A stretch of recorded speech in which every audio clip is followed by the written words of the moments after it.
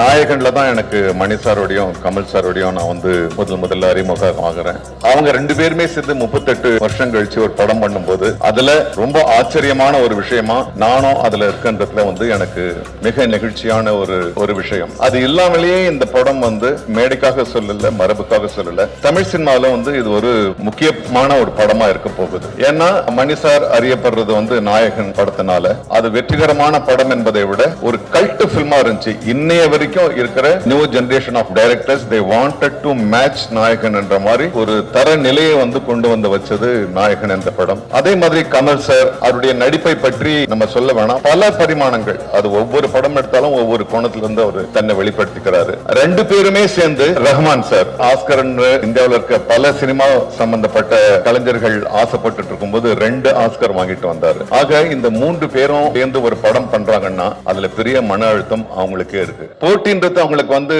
வேற ஒரு டைரக்டர் கிடையாது, அவங்களுக்கு போட்டி அவங்களே. ஏன்னா இவங்க 3 பேரும் சேர்ந்து ஒரு பெரிய ஹை ஸ்டாண்டர்ட் அவங்க ஏற்கனவே நிரூபிச்சுட்டாங்க. அதை விட பெருசா இருக்கணும்ன்றதுக்காக இந்த படத்தை அவங்க பண்ணியிருக்காங்க. இந்த படத்துல நாங்க எல்லாருமே பாராபட்சம் இல்லாமல் நாங்க எல்லா நடிகர்களும், முக்கியமாக நடிகர்கள், தொழில்நுட்ப கலைஞர்களும் நாங்க மீட் பண்ணலாம்.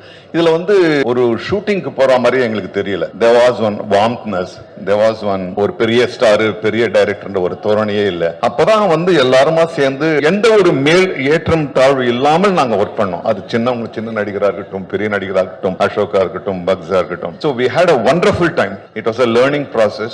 உங்களை போலவே நான் ஒரு குழந்தை மாதிரி இந்த படத்துக்காக காத்துட்டு இருக்கேன். நான் பல படங்கள் நடிச்சாச்சு, 700 படங்கள் நடிச்சாச்சு.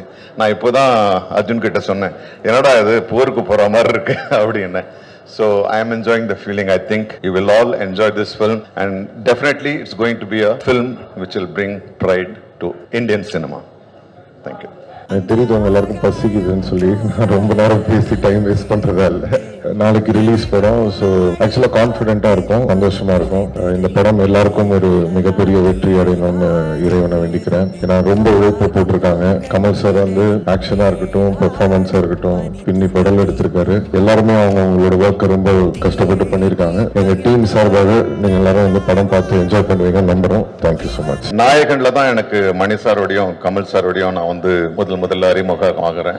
அவங்க ரெண்டு பேருமே சேர்ந்து 38 வருஷம் கழிச்சு ஒரு படம் பண்ணும்போது அதுல ரொம்ப ஆச்சரியமான ஒரு விஷயமா நானும் அதுல இருக்கின்றதுல எனக்கு மிக நெகிழ்ச்சியான ஒரு விஷயம். அது இல்லாமலேயே இந்த படம் மேடைக்காக சொல்லல, மரபுக்காக சொல்லல, தமிழ் சினிமாவில இது ஒரு முக்கியமான ஒரு படமா இருக்க போகுது. ஏன்னா மணி சார் அறியப்படுறது நாயகன் படத்தினால. அது வெற்றிகரமான படம் என்பதை விட ஒரு கல்ட் பிலிமா இருந்துச்சு. இன்னைய வரைக்கும் இருக்கிற new generation of directors they wanted to match நாயகன் என்ற மாதிரி ஒரு தர நிலையை கொண்டு வந்து வச்சது நாயகன் என்ற படம்.